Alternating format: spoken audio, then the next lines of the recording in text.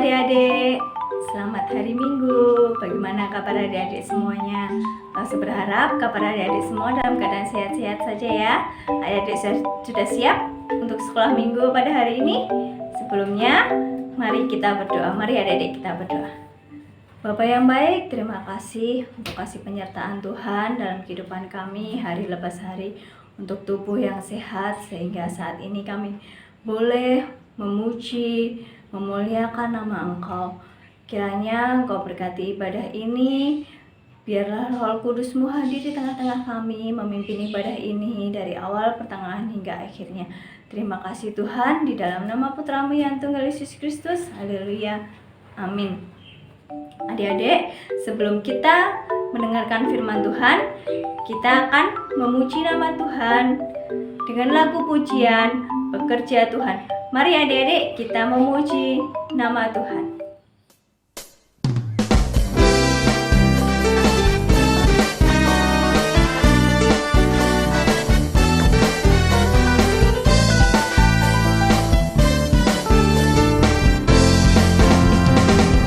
Telah lama ku cari-cari langkah hidup yang lebih pasti, hidup penuh kemenangan setia.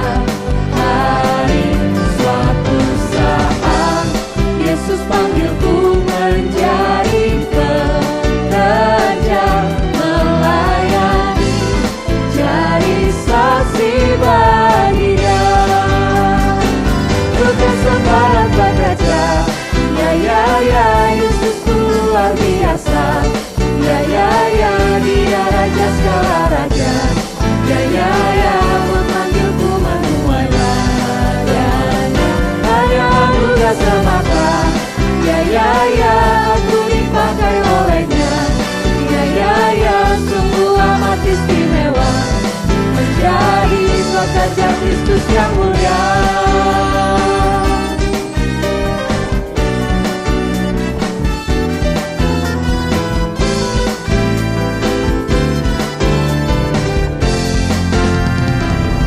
Telah lama ku cari-cari langkah hidup yang lebih pasti, hidup penuh kemenangan setia. Hari suatu saat Yesus panggilku menjadi pekerja, melayani, jadi saksi bagi Dia. Bukan sembarang pekerja, ya Yesus luar biasa. Ya Dia Raja segala raja. Ya memanggilku menuai ladangnya. Hanya anugerah semata. Ya aku dipakai olehnya. Ya sungguh amat istimewa, menjadi pekerja Kristus yang mulia. Bukan sembarang pekerja, ya Yesus luar biasa. Ya Dia Raja segala raja. Ya memanggilku menuai ladangnya. Hanya anugerah semata. Ya aku dipakai olehnya. Ya sungguh amat istimewa, menjadi pekerja Kristus yang mulia. Sungguh amat istimewa, menjadi pekerja Kristus yang mulia. Hai, selamat pagi adik-adik yang terkasih di dalam Tuhan Yesus. Mari kita berdoa sebelum kita mendengarkan kebenaran firman Tuhan.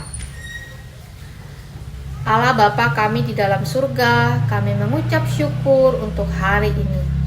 Sekarang kami mau mendengarkan kebenaran firman Tuhan. Terima kasih untuk kesempatan yang indah ini. Ajar kami boleh memahaminya, mengerti dengan baik. Terima kasih ya Bapa, di dalam nama Tuhan Yesus kami sudah berdoa. Amin. Nah adik-adik, sebelumnya Loso mau bertanya terlebih dahulu. Apakah adik-adik sering makan buah anggur atau pernah makan buah anggur? Nah adik-adik, buah anggur itu adalah tanaman menjalar. Apakah buah anggur selalu berwarna ungu? Tidak. Buah anggur itu beraneka ragam. Ada yang berwarna hijau, ada yang berwarna merah, dan ada yang berwarna ungu. Buah anggur atau anggur ini adalah tanaman yang berharga, yang penting buat orang Israel. Jadi sebagai pengganti madu, mereka menggunakan anggur ini. Lalu buah anggur ini juga dijadikan perumpamaan oleh Tuhan Yesus ketika mengajar murid-muridnya. Berapa kali Tuhan Yesus menggunakan anggur ini di dalam perumpamaan? Ada 5 kali, adik-adik.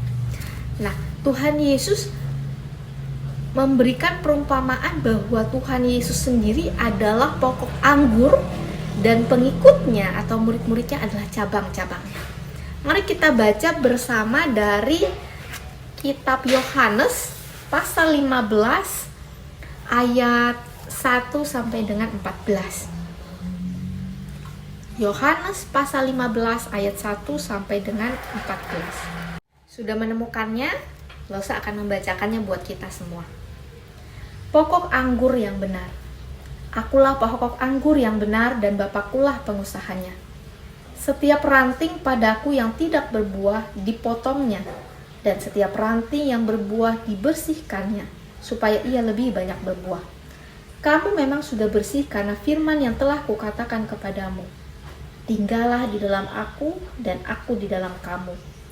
Sama seperti ranting tidak dapat berbuah dari dirinya sendiri, kalau ia tidak tinggal pada pokok anggur. Demikian juga kamu tidak berbuah jikalau kamu tidak tinggal di dalam aku. Akulah pokok anggur dan kamulah ranting-rantingnya. Barang siapa tinggal di dalam aku dan aku di dalam dia, ia berbuah banyak. Sebab di luar aku, kamu tidak dapat berbuat apa-apa. Barang siapa tidak tinggal di dalam aku, ia dibuang keluar seperti ranting dan menjadi kering. Kemudian dikumpulkan orang dan dicampakkan ke dalam api lalu dibakar. Jikalau kamu tinggal di dalam aku dan firmanku tinggal di dalam kamu, mintalah apa saja yang kamu kehendaki dan kamu akan menerimanya. Dalam hal inilah Bapakku dipermuliakan, yaitu jika kamu berbuah banyak dan dengan demikian kamu adalah murid-muridku. Seperti Bapa telah mengasihi aku, demikianlah juga aku telah mengasihi kamu. Tinggallah di dalam kasihku itu. Jikalau kamu menuruti perintahku, kamu akan tinggal di dalam kasihku, seperti aku menuruti perintah Bapakku dan tinggal di dalam kasihnya. Semuanya itu kukatakan kepadamu, supaya sukacitaku ada di dalam kamu, dan sukacitamu menjadi penuh. Inilah perintahku, yaitu supaya kamu saling mengasihi, seperti aku telah mengasihi kamu. Tidak ada kasih yang lebih besar daripada kasih seorang yang memberikan nyawanya untuk sahabat-sahabatnya. Kamu adalah sahabatku, jikalau kamu berbuat apa yang kuperintahkan kepadamu. Nah adik-adik, seperti yang disampaikan di dalam Yohanes pasal 15 ayat 1 sampai 14 ini, Tuhan Yesus menyatakan bahwa kita orang percaya adalah ranting-rantingnya.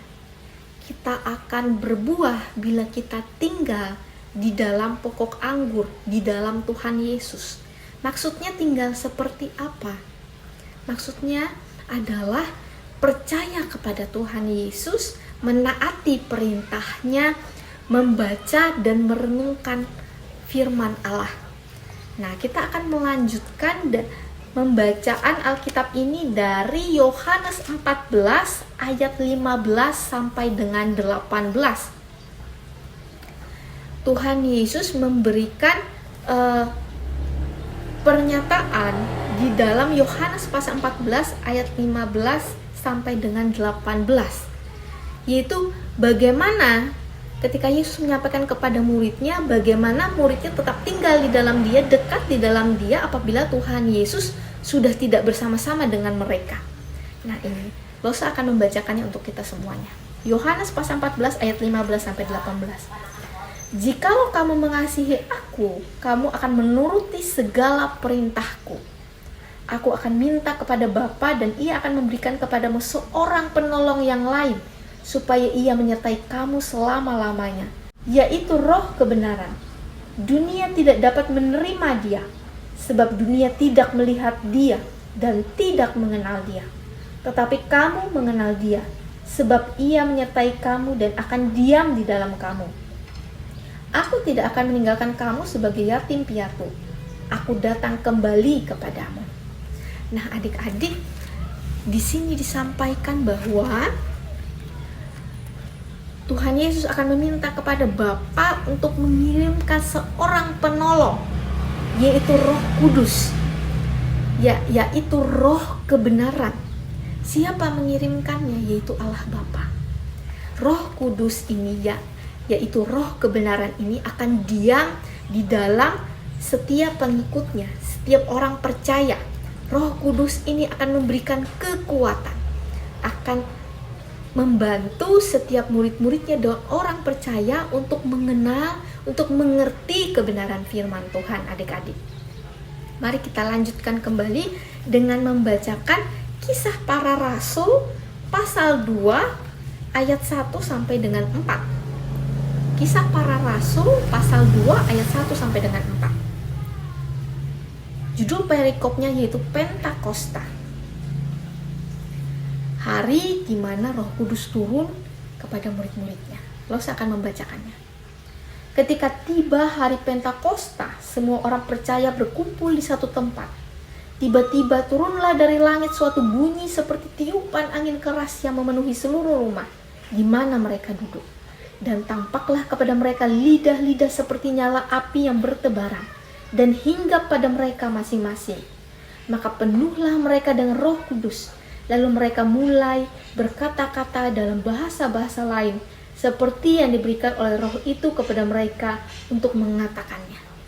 Kita lanjutkan kembali Kisah Rasul pasal 2 ayat 38 sampai dengan 39. Jawab Petrus kepada mereka, "Bertobatlah dan hendaklah kamu masing-masing memberi dirimu dibaptis dalam nama Yesus Kristus untuk pengampunan dosamu. Maka kamu akan menerima karunia Roh Kudus.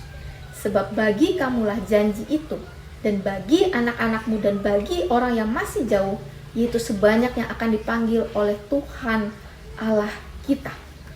Nah, selain murid-muridnya menerima Roh Kudus, kita pun sebagai orang percaya juga menerima Roh Kudus. Adik-adik, setelah diterimanya Roh Kudus itu oleh murid-muridnya dan orang percaya, maka apa yang mereka lakukan? Yuk kita baca Kisah Para Rasul pasal 2 ayat 42 sampai dengan 47. Mereka bertekun dalam pengajaran rasul-rasul dan dalam persekutuan, dan mereka selalu berkumpul untuk memecahkan roti dan berdoa. Maka ketakutanlah mereka semua, sedang rasul-rasul itu mengadakan banyak mukjizat dan tanda. Dan semua orang yang telah menjadi percaya telah bersatu, dan segala kepunyaan mereka adalah kepunyaan bersama. Dan selalu ada dari mereka yang menjual harta miliknya, lalu membagi-bagikannya kepada semua orang sesuai dengan keperluannya masing-masing. Dengan bertekun dan dengan sehati mereka berkumpul tiap-tiap hari dalam bait Allah. Mereka memecahkan roti di rumah masing-masing secara bergilir, dan makan bersama-sama dengan gembira dan dengan tulus hati sambil memuji Allah. Dan mereka disukai semua orang, diam tiap-tiap hari Tuhan menambah jumlah mereka dengan orang yang diselamatkan. Itulah ciri-ciri orang-orang yang sudah dekat dengan Tuhan Yesus, tinggal di dalam Tuhan Yesus dan menerima Roh Kudus.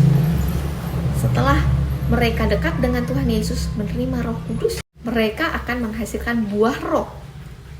Apa saja? Nah, mari kita lihat Galatia pasal 5. Galatia pasal 5 ayat 22 sampai dengan 23. Tetapi buah roh ialah kasih, sukacita, damai sejahtera, kesabaran, kemurahan, kebaikan, kesetiaan, kelemah lembutan, penguasaan diri. Tidak ada hukum yang menentang hal-hal itu. Nah, buah roh itu adalah sifat dari Tuhan Yesus.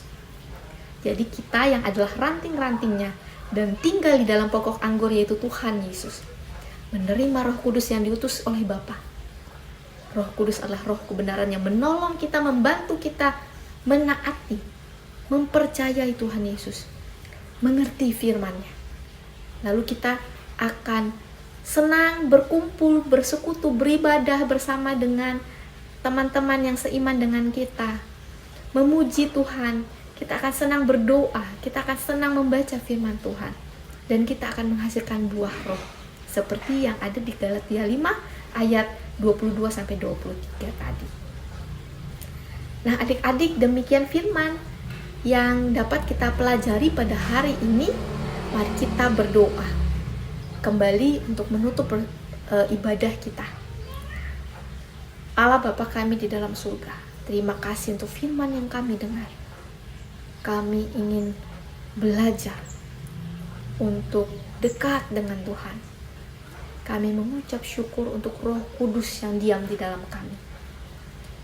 Kami mau menghasilkan buah roh. Kami ingin menjadi berkat buat orang-orang di sekitar kami. Kami ingin menjadi garam dan terang di dunia.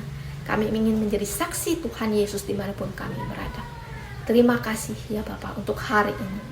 Dalam nama Tuhan Yesus kami sudah berdoa. Amin. Nah adik-adik, ayat hafalan kita pada hari ini diambil di dalam Yohanes pasal 15 ayat 5. Yohanes pasal 15 ayat 5. Silakan adik-adik menghafalkannya dan merekamnya dalam bentuk video dan mengirimkannya di grup kelas tengah. Di grup kita ya, di grup kelas tengah. Baik adik-adik, demikian ibadah sekolah minggu kita pada hari ini. Sampai jumpa di perjumpaan berikutnya. Selamat hari Minggu, Tuhan Yesus memberkati. Lose pamit. Dadah.